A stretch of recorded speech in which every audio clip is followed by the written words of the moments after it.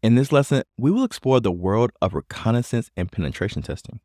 Reconnaissance is the initial phase where the attacker gathers as much information as possible about the target system. This information is then used to better plan the attack and increase its success rate. So, what is reconnaissance? Reconnaissance is often compared to a thief casing a home that they plan to rob. The thief will observe the house, note when the occupants come and go, find out if there are any security systems, and things like that. Similarly, in penetration tests, reconnaissance involves gathering information about the target system such as IP addresses, domain details, mail servers, and any potential security or detection systems that the organization may have in place. This information can then be used to identify potential vulnerabilities that might be exploited by an attacker. Reconnaissance is a crucial step in the penetration testing process.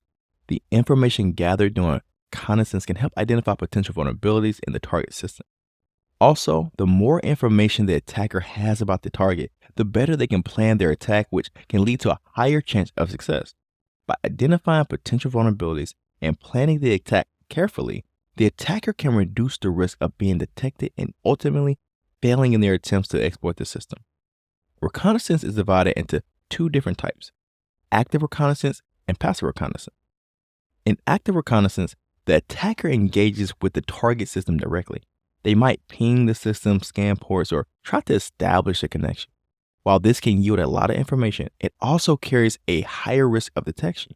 For example, an attacker might use a tool like Nmap to scan for open ports on the target system as part of an active reconnaissance technique, but the system defenders will see the port scanning occur, and this could identify where the attacker is coming from based off these port scans.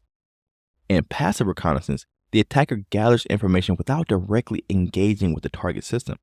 This might involve researching the target online using open source intelligence, observing network traffic, or using public databases. This approach is less likely to be detected but can yield a lot less information.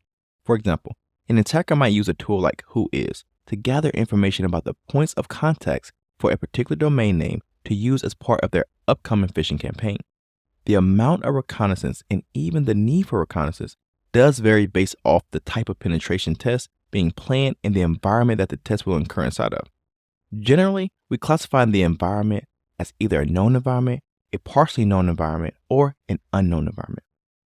In a known environment penetration test, the penetration testers are provided with detailed information about the target infrastructure by the organization before the test commences. This may include things like network diagrams, IP addresses, application details, operating system versions, and even credentials. The objective in a known environment test is not to identify unknown assets, but rather to thoroughly evaluate the vulnerabilities and weaknesses in the already known assets while understanding how they can be exploited and what potential damages can arise from them. This type of testing resembles the insider threat scenario where an employee or an insider with significant knowledge about the organization's IT environment poses a threat. So, in a known environment, the attacker already has a lot of information about the target, and in some cases, they may not really need to conduct any type of reconnaissance, since they may already have all the details they need to begin their attack. A partially known environment penetration test, on the other hand, is a hybrid approach where testers are provided with limited information about the targeted infrastructure.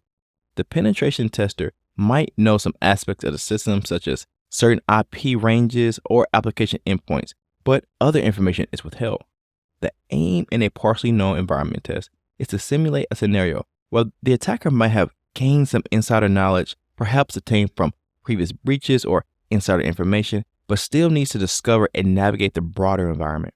This test not only identifies vulnerabilities and known assets, but also uncovers hidden or forgotten assets that might be vulnerable.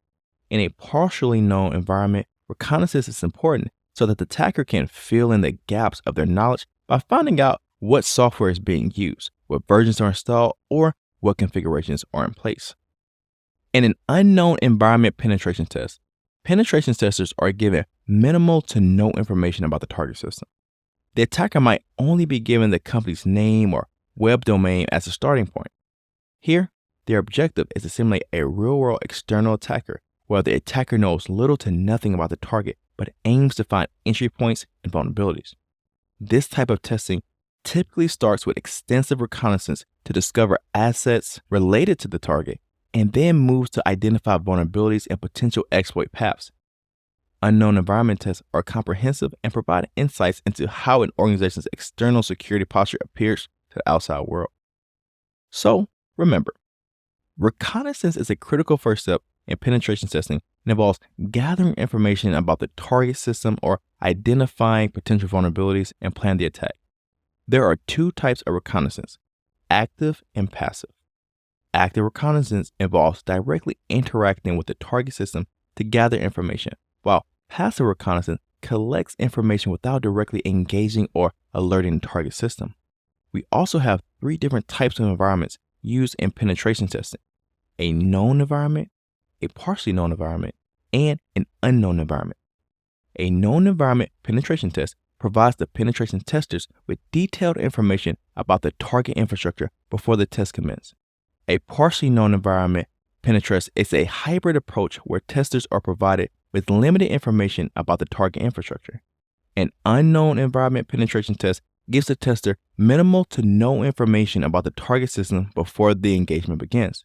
The amount of reconnaissance needed for each engagement will vary based on the type of penetration test being conducted, but regardless, it's still always an important part of the penetration testing process.